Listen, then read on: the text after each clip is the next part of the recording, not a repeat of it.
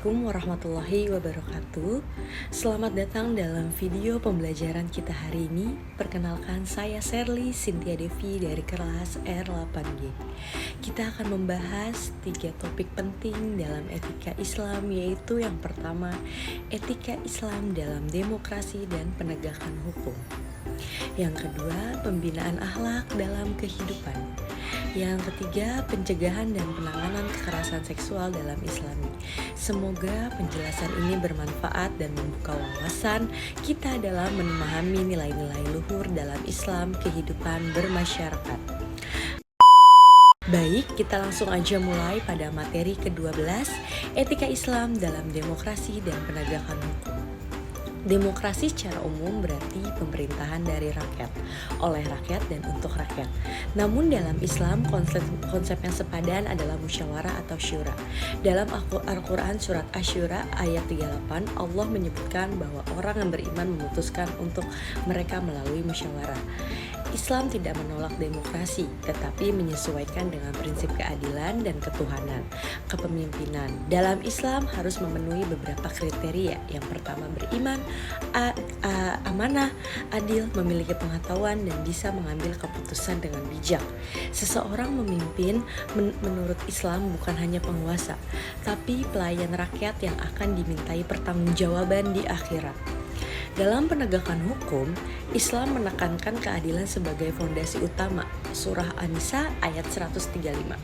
Bahkan menyuruh kita berlaku adil meskipun terhadap diri sendiri atau teman terdekat. Islam juga mengutuk radikalisme dan kekerasan atas nama agama.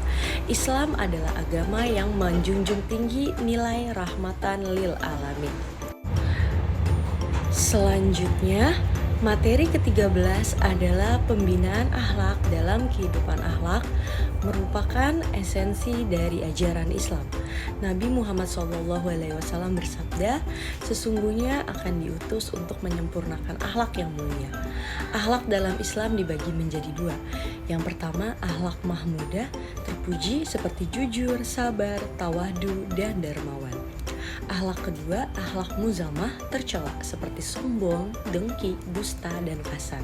Faktor yang mempengaruhi terbentuknya akhlak sangat banyak. Di antaranya yang pertama adalah lingkungan keluarga, yang kedua pendidikan formal dan non-formal. Yang ketiga, media dan pergaulan. Yang keempat, keimanan dan pengamanan pribadi. Metode pembinaan akhlak yang dianjurkan Islam itu mencakup teladan yang baik, penasihat, pengajaran, pembiasaan dan amal soleh, kontrol sosial dalam masyarakat. Dengan akhlak yang baik, tercipta masyarakat yang harmonis dan penuh kasih sayang. Selanjutnya, materi ke-15, pencegahan dan penanganan kekerasan seksual dalam Islam.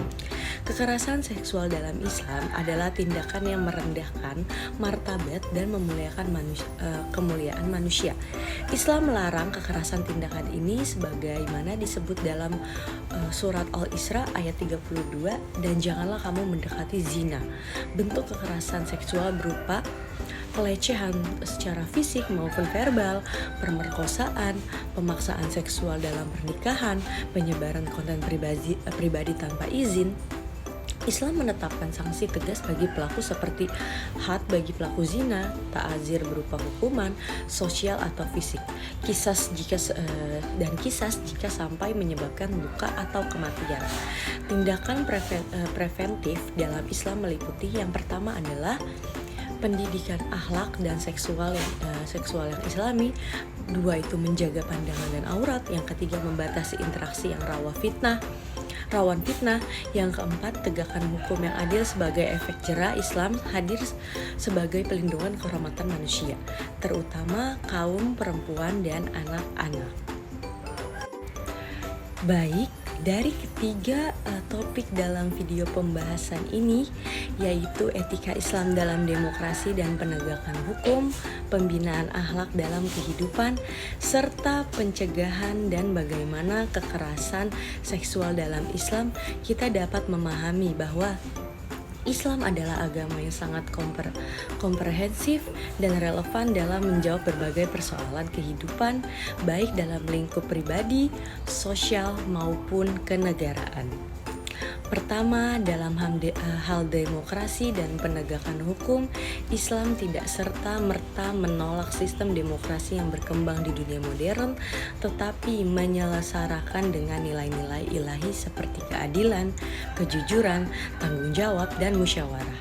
Prinsip syura yang ditekan dalam Al-Quran menjadi bukti bahwa Islam sangat menghargai partisipasi dan kebijakan kolektif. Dalam mengambil keputusan, pemimpin dalam Islam bukan hanya simbol kekuasaan, melainkan amanah yang menuntut pertanggungjawaban moral dan spiritual, bukan hanya kepada rakyat, tetapi juga di hadapan Allah Subhanahu wa Ta'ala. Penegakan hukum dalam Islam juga boleh dilandasi oleh prinsip keadilan mutlak tanpa pandang bulu, bahkan terhadap diri sendiri dan orang-orang terdekat. Demikian, Islam mendorong terwujudnya sistem pemerintahan yang adil, transparan, dan berpihak pada kebenaran. Kedua, akhlak merupakan inti dan tujuan utama dari ajaran Islam. Rasulullah SAW sendiri menyatakan bahwa beliau diutus untuk menyempurnakan akhlak yang mulia. Hal ini menunjukkan bahwa keberhasilan seorang muslim bukan hanya diukur dari aspek ibadah, ritual, tetapi juga kualitas akhlaknya dalam berinteraksi dengan sesama manusia dan lingkungan sekitarnya. Pembinaan akhlak tidak dapat terjadi secara instan, tetapi melalui proses panjang yang melibatkan keteladanan, pendidikan, lingkungan yang baik, dan pembiasaan amal soleh. Islam memotivasi setiap individu untuk memperbaiki diri dan menanamkan sifat-sifat mulia seperti jujur, sabar, rendah hati, serta menjauhi sifat tercela seperti iri, dengki, dan sombong. Dalam masyarakat yang akhlaknya baik, akan tumbuh suasana yang saling menghargai, bekerja sama, dan peduli satu sama lain. Yang ketiga, yang terakhir, dalam konteks kekerasan seksual, Islam sangat menaruh perhatian terhadap pelindungan, martabat, dan kehormatan manusia. Berbagai bentuk kekerasan seksual baik secara fisik, verbal, maupun digital merupakan pelanggaran serius dalam Islam. Islam bukan hanya menetapkan sanksi tegas bagi pelaku, tetapi juga memberikan langkah-langkah preventif yang mendidik dan menyehatkan, seperti menjaga pandangan, menutup aurat, membatasi pergaulan bebas, serta mengedukasi masyarakat melalui nilai-nilai akhlak yang kuat. Hal ini menunjukkan bahwa Islam hadir bukan hanya sebagai sistem ibadah, tetapi juga sebagai sistem perlindungan dan keadilan sosial yang nyata. Dengan memahami ketiga materi ini secara mendalam, kita semakin yakin, semakin menyadari juga bahwa Islam adalah agama yang menyeluruh atau disebut kafah, yang tidak hanya membimbing manusia dalam hubungan spiritual dengan Tuhan, tetapi juga mengatur tata kehidupan sosial agar tercipta masyarakat yang adil, beradab, dan penuh kasih sayang.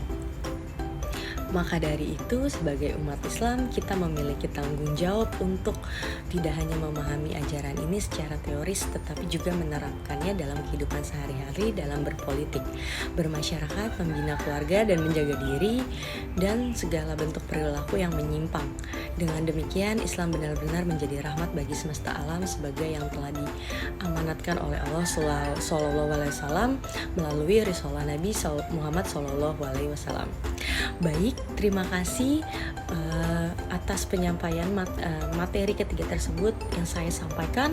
Untuk kurang lebihnya mohon maaf. Saya Sherly Cynthia Devi dengan nomor pokok mahasiswa 2021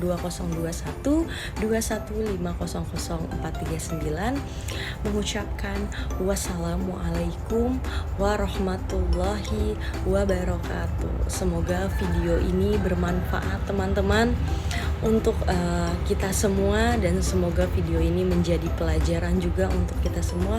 Untuk kurang lebihnya mohon maaf. Wassalamualaikum warahmatullahi wabarakatuh. Saya Sherly Cynthia Devi pamit undur diri dari video ini. Semoga video ini juga menjadi pembelajaran bagi kita semua dan untuk teman-teman semua. Sedikit edukasi dari saya, materi yang saya sampaikan. Semoga teman-teman dan kita semua yang melihat video ini senantiasa masih sehat selalu dan banyak rezekinya, lancar rezekinya. Amin amin ya robbal alamin. Terima kasih. Wassalamualaikum warahmatullahi wabarakatuh.